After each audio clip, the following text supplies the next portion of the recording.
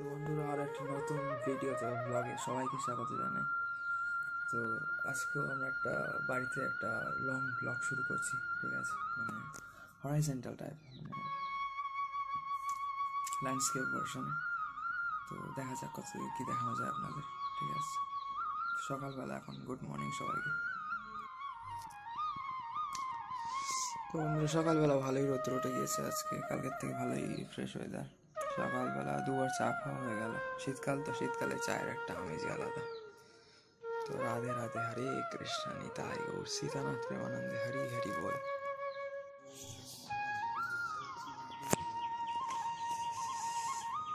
তো বন্ধুরা, যেমনটা বলছিলাম, এখানে এই কালকে ডাব পেয়েছিল, তো পাতা টাতাগুলো হয়ে আছে, ওই জন্য সব গাছটা ঝরা হয়েছে কিছু।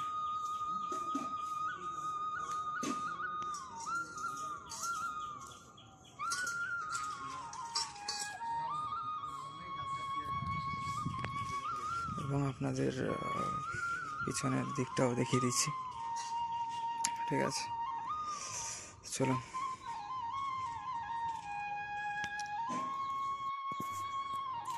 তো হচ্ছে ফিলহাল আমাদের বাগিচার কন্ডিশন দেখাচ্ছি, আরও দেখাচ্ছি আপনাদের এগিয়ে। চলুন, ঠিক আছে? সবাইকে ভালো থাকবেন বন্ধুরা, চ্যানেলে জুড়ে থাকবেন বা এই ব্লগে জুড়ে থাকবেন। সবাইকে রাধে রাধে, হরে কৃষ্ণ নিতাই গৌর सीतानाथ प्रेमानंदे, हरि हरि बोल। जय जय श्री राधे श्याम, जय श्री सीताराम, जय श्री राम, राधे राधे। তো এই হচ্ছে রাস্তা, এই হচ্ছে জায়গা। তো জায়গাটাই আপনাদের একটু হাইলাইট দিয়ে দেওয়ার চেষ্টা করছি, ঠিক আছে? এই হচ্ছে পুষ্করণীর রাস্তা আমাদের। বেশি ডিটেলে গিয়ে দেখিয়ে লাভ নেই, ওখানে গিয়ে আবার দেখাচ্ছি। এবং একজনকে বলা হয়েছিল পাতালতাগুলো নিয়ে যেতে, সেই জন্য ঘুরছে এখানে। এই যে এসব চারিদিকে পাতা টাতা পড়ে রয়েছে, কাল যেহেতু ডাব করা হয়েছে। পুকুরে ওই পারে একজন আছে, তো বলা হয়েছে কিছু লোককে যাতে এগুলো ক্লিয়ার করে নিয়ে যায় পাতা টাতাগুলো আর কি। আর এই যে আমাদের সুন্দর এই বড় পুষ্করিণী, এবং এই হচ্ছে ছোটো পুষ্করিণী ওইখানে, আর এই হচ্ছে বাগিচা। অনেকদিন আপনার ল্যান্ডস্কেপ ভার্সনে দেখানো হয় না, সেই জন্য ভাবলাম আজকে বানাই একটা ভিডিও বা লং ব্লগ। এবং এই হচ্ছে আমাদের সেই সুন্দর কুটিয়া, যেখানে কেউই থাকে না তেমন শো। আর এই হচ্ছে আমাদের এই পর্যন্ত হচ্ছে আমাদের জমিন, যেমনটা বলেছিলাম। আর এই হচ্ছে ছোটো পুষ্করিণী, এবং এই হচ্ছে বড় পুষ্করিণী, ঠিক আছে? এই হচ্ছে ঘাট, যদি ঘাটটা নষ্ট হয়ে গিয়েছে যেহেতু এইসব গাছপালা দিয়ে করা। এটা খেজুর গাছ কেটে খেজুর গাছের আর কি কাণ্ড দিয়ে করা হয়েছিল এই ঘাটটা। আর ওই ঘাটটা তো নারকোল কাঠ দিয়ে করা হয়েছিল।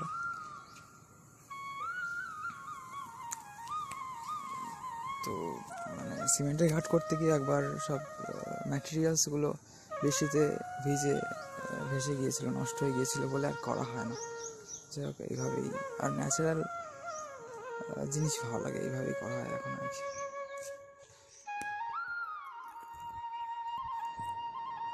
তো বন্ধুরা, এই হচ্ছে ফিলহাল কন্ডিশন। কি সুন্দর রোদ্দুর লাগছে। শীতকাল, শীত যদিও কমছে এখন, মানে বসন্ত বলা যায়, বসন্তের শুরু বলা যায়, ওই জন্য হালকা ঠান্ডা। রোদ্দুর বেরোলে প্রচণ্ড হিট হয়ে যাচ্ছে, তারপর কিন্তু হালকা ঠান্ডা থাকছে, এবং রাত্রিরে ভালো রকম ঠান্ডা পড়ছে সকাল পর্যন্ত, ঠিক আছে? যাই হোক, রোদ্দুর তো আমাকে দেখে আপনারা হয়তো বুঝতে পারছেন যে রোদ্দুর কী লেভেলের হচ্ছে, আবার ঠান্ডাও কিন্তু সেই লেভেলেরই থাকছে। রাধে রাধে সবাইকে বন্ধুরা, হরে কৃষ্ণ। আর আমাকে নিয়ে বাগিচা পরিবেশ কিছুটা এরকম লাগবে। এটা রোদ্দুরের বিপরীতে বলে একটু আন্ডার এক্সপোজ হচ্ছে, এটা ওভার এক্সপোজ হয়ে যাবে যেহেতু রোদ্দুরের ফ্রন্টে আছি আমি।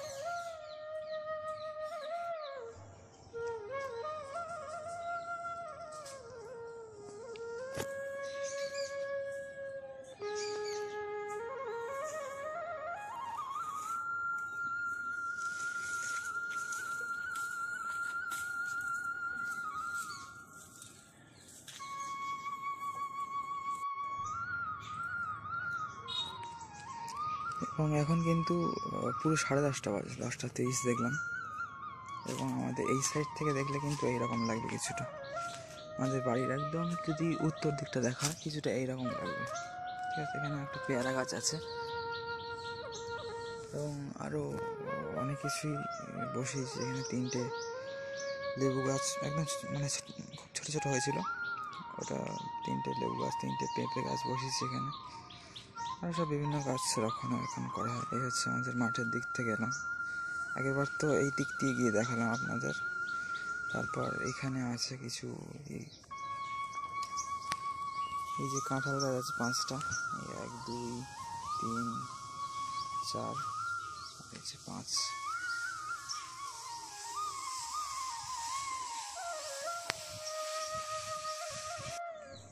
আর ফিলহাল এগুলোর অবস্থা একটু খারাপ। এই যে লাল শাক এগুলো, আর এগুলো হচ্ছে পালং শাক, যেগুলো শীষ বেরোচ্ছে শীষ পালং বলে, আর এগুলো হচ্ছে ধনেপাতা। তো যাই হোক, ধনেপাতাগুলো ভালোই হয় এখন, কারণ ধনেপাতাতে খুব একটা পোকা টোকা লাগে না, কীটনাশক ছাড়াই কিন্তু বেশ ভালো হয়। পাতাগুলো দেখে আপনারা বুঝতে পারবেন যে কিন্তু ভালো হচ্ছে বেশ। সেই তুলনায় কিন্তু এখানে লাল শাকগুলো হচ্ছে না, পালং শাকগুলো মোটামুটি রয়েছে এবং তাজা রয়েছে মোটামুটি, ঠিক আছে, অসুবিধা নেই খুব একটা। এটাই তো বন্ধুরা, সবাইকে যাই হোক রাধে রাধে, হরে কৃষ্ণ। আর এই দুটো আমার আলাদা করে যত্ন করে রাখা দুটো পেয়ারা গাছ এখানেই হয়েছিল, আমি একটু সার মাটি টাটি দিয়ে জল টল দিয়ে রেখে দিয়েছি আর কি। আর এই জায়গাটা জঙ্গলটা শুধু পরিষ্কার করা হয়নি, কারণ এখানে উচ্ছে গাছ ছিল, আমি বারণ করেছিলাম ওই কাউকে যে পরিষ্কার করছিল আর কি। আর এখানে বেগুন গাছগুলো বড় হয়ে গেছে, বেগুন দেওয়া শুরু হয়ে গিয়েছে মোটামুটি। আর আগে যে কাউ কাজ করতো সেই কাঁঠাল গাছগুলো বসিয়েছিল, যাই হোক কটা বসেছিল খেয়াল নেই, 5টা বেঁচে আছে, 1 2 3 4 5টা, ঠিক আছে। যাই হোক, আপাতত এটাই, পরেও দেখাচ্ছি ব্লগ কতদূর কন্টিনিউ করা যায়, দেখা যাক বন্ধুরা। ঠিক আছে, সবাইকে রাধে রাধে, হরে কৃষ্ণ। আর এই হচ্ছে আমাদের বাড়ির উত্তর দিক থেকে দেখতে গেলে এরকম। আমাদের বাড়ির উত্তর সাইডটা বা উত্তর থেকে দক্ষিণের দিকে দেখলে আর কি এরকম। রাধে রাধে সবাইকে বন্ধুরা, হরে কৃষ্ণ। আর এখানে এই যে জবা গাছ আছে, অনেক পুরনো এটা। তারপর এখানে 3 4টে এখানে গাছ করা হয়েছিল, গন্ধরাজ, জবা, তারপর আরও কিছু আছে হয়তো, টগর হয়তো, বা যাই হোক। এখানে কিন্তু এই গাছগুলো অতটা মানে ভালো কন্ডিশনে নেই। আর এখানে একটা জবা আছে, এটা বহু বছর পুরনো, এটা থোকা জবা আর এটা গোলাপি জবা। আর এইগুলো হচ্ছে মৌসম্বি লেবু যেটাকে বলে। যাই হোক, প্রচুর লেবু গাছ টাছ হয়ে আছে। আর হ্যাঁ, কুল হয়েছে, কিন্তু কুলগুলো দেখিয়েওছিলাম, কিন্তু আর একবার দেখানো যায়। এই যে এখানে কিন্তু কুল হয়ে রয়েছে, এগুলো বড় কুল, এই যে, আর এইগুলো ছোট কুল।